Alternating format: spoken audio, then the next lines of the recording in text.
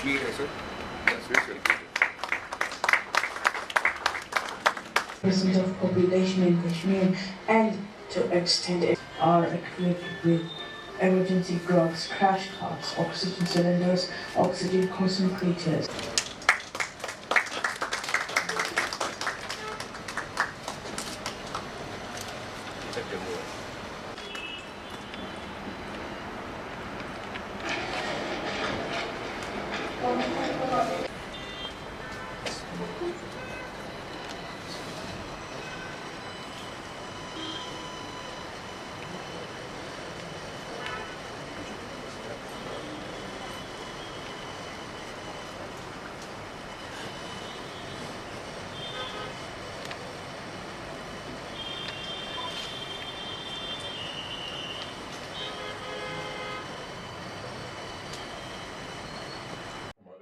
सलाहकार श्री राजीव राय भटनागर जी, जम्मू कश्मीर संघ राज्य क्षेत्र के मुख्य सचिव डॉक्टर अरुण कुमार मेहता जी, हमारे additional chief secretary health and medical education Shri Vivek Bhardwaj ji, Chaudhary Mohammad Yasin mission director NHM, government medical college principal doctor Shashi Sudan ji, Jammu के DC अंशुल गर्ग जी, हमारे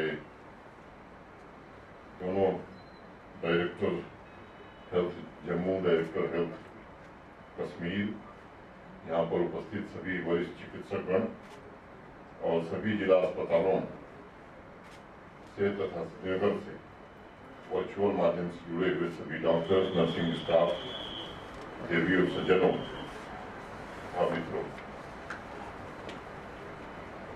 ये एक सुखद संयोग है कि कल रात को जम्मू में 14 वर्षों से जिस चीज की जरूरत थी, गलगनी पावर स्टेशन के काम को, जैसे आपने कहा स्टेट ऑफ द आर्ट, तो स्टेट ऑफ द आर्ट काम वहां हुआ और आज हम इस स्थिति में हैं कि अब आने वाली जम्मू क्षेत्र के निवासियों को जो बिजली की दिक्कत होती थी, लगभग उससे राहत देने का काम प्रशासन ने कर दिया और ये काम भी समय सीमा के 1 महीना पहले पूरा हो गया। तो एक नई शुरुआत है और आज जैसा विवेक जी बता रहे थे, 1 महीने में ही जम्मू कश्मीर के सभी 20 जिलों में इस तरह की सुविधा प्रदान करना, मैं समझता हूँ स्वयं में एक बहुत बड़ी उपलब्धि है और मैं विवेक भारद्वाज जी को, इनकी पूरी टीम को, जो लोग भी इस काम में जुटे हुए थे, सबका मैं अभिनंदन करता हूँ और जम्मू कश्मीर प्रशासन की ओर से और यहाँ के नागरिकों की ओर से उनको हृदय से साधुवाद देता हूँ। आजादी के बाद यदि देखें आप तो हेल्थ केयर सिस्टम पर बहुत ध्यान हमारे देश में नहीं दिया गया, दशकों तक, और जिस तरह से हमारी आबादी बढ़ रही थी, स्वाभाविक रूप से किसी भी संवेदनशील आदमी के लिए वो चिंता का विषय था। उस हिसाब से सुविधाएं हम नहीं बढ़ा पा रहे थे और जब कोरोना का प्रकोप आया तो मैं समझता हूँ कि उस बात को शिद्दत से हम सबने महसूस किया। विकास एवं चिकित्सा सुविधा का जो प्रपोजल है, कहीं न कहीं असंतुलित है। विकास की वजह से लोगों के सामाजिक और आर्थिक जीवन में अनेक बदलाव आए, लेकिन इलाज के लिए दर दर लोगों को भटकना पड़ता था।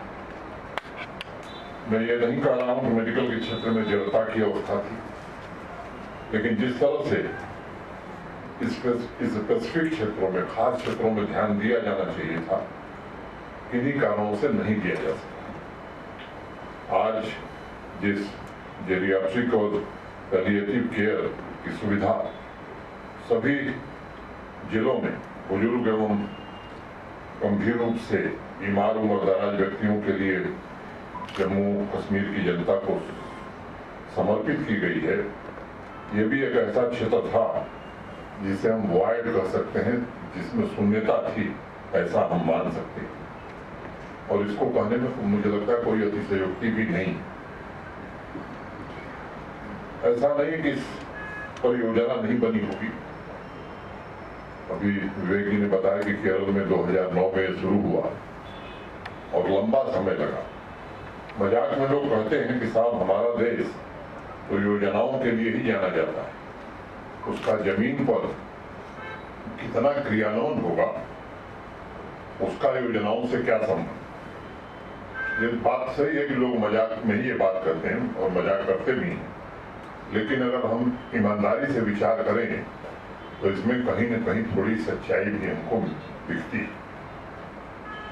कल जब मुझे विवरण भेजा भारद्वाज साहब ने आमंत्रण के साथ, मैं सोच रहा था कि जेरियाट्रिक और पैलिएटिव केयर से संबंधित योजनाओं पर कुछ अपने से शोध किया जाए। और अपने काम में मैंने पाया कि 2012 में national programme for palliative care योजना शुरू की गई और एक 48 पन्ने का डॉक्यूमेंट उस समय तैयार किया गया, इसे लागू कैसे किया जाए। आपको जानकर आश्चर्य होगा कि 2012 से लेकर 2016 तक उस 48 पन्ने से ज्यादा जानकारी आपको नहीं मिलेगी। फिर मैं इस बात को कहना चाहूंगा कि देश आभारी है भारत के वर्तमान प्रधानमंत्री श्रीमान नरेंद्र मोदी जी का, और मुझे लगता है कि देश कृतज्ञ है जिन्होंने 2017 में जेरियाट्रिक और पैलिएटिव केयर की बुनियादी व्यवस्था को सभी राज्यों और केंद्र शासित प्रदेशों में पहुंचाने के लिए पहल की, निर्देश दिया। और इसके बाद जो इस क्षेत्र में प्रगति हुई है, देश के अनेक राज्यों में ये सुविधा हो गई। मैं मानता हूं कि भारत सरकार की और भारत के प्रधानमंत्री की संवेदनशीलता का परिणाम। आप सब जानते हैं कि हमारे संविधान के अंतर्गत हेल्थ जो है वो राज्यों का विषय है, स्टेट सब्जेक्ट है, लेकिन फिर भी एक बड़ी आबादी की स्वास्थ्य जरूरतों को ध्यान में रखते हुए प्रधानमंत्री जी ने हेल्थ सेक्टर में अपनी तरफ से अनेक नई पहल इस देश में, देश के विभिन्न राज्यों में और यूटी में भारत सरकार ने हमें काफी सहायता दी ताकि देश का सामान्य नागरिक और विशेष रूप से जो गरीब हैं, वंचित हैं, मध्यम वर्ग के लोग, उनको बेहतरीन चिकित्सा सुविधा का लाभ मिल सके। 2017 में जेरियाट्रिक और पैलिएटिव केयर में सभी सुविधाओं के प्रधानमंत्री जी ने एक सर्वे कराया और सभी राज्यों तथा यूटी प्रशासन को संदेश भेजा गया कि अगर आप सभी डिस्ट्रिक्ट में व्यवस्था कायम करना चाहते हैं तो आप प्रपोजल भेजिए, केंद्र सरकार उसके लिए पर्याप्त धन उपलब्ध कराएगी।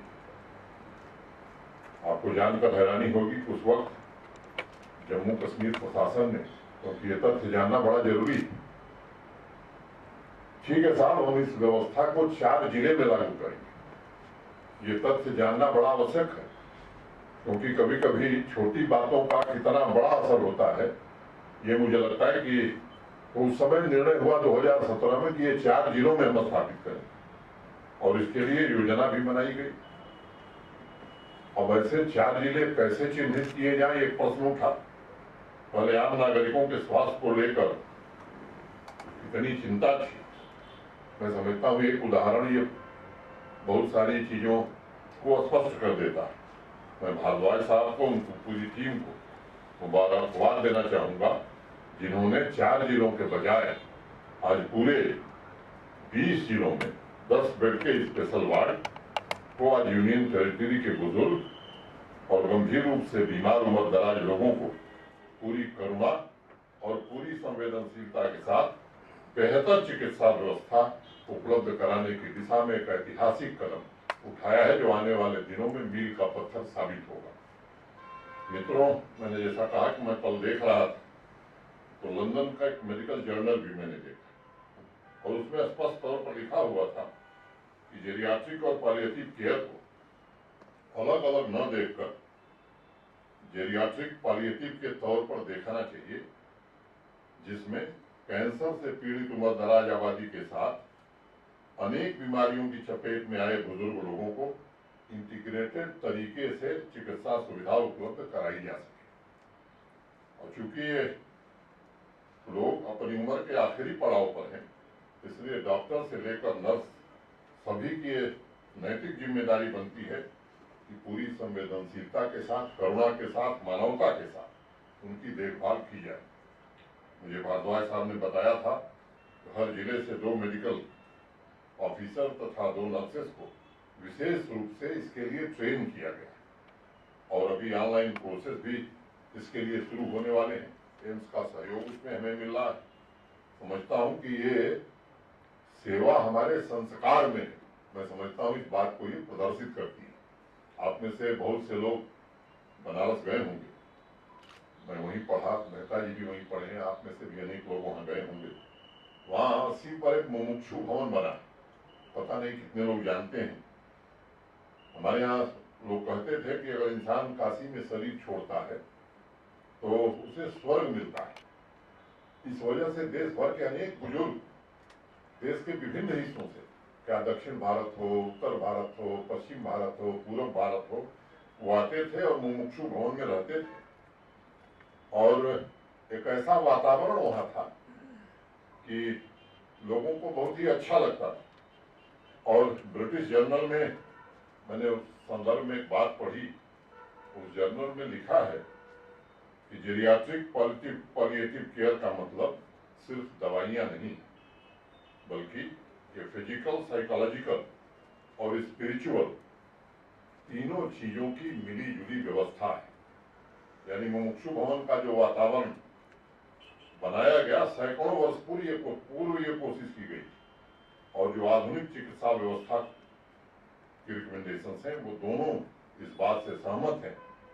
यह हर एक अस्पताल का सबसे संवेदनशील वार्ड होना चाहिए। इसलिए मैं सभी डॉक्टर से तथा सभी नर्सेस से अनुरोध करूंगा कि सेवा के संस्कार की भावना के साथ हमें इन लोगों का विशेष ख्याल रखना होगा और अपने कर्तव्यों को पूरी तन्मयता से पूरा करना होगा।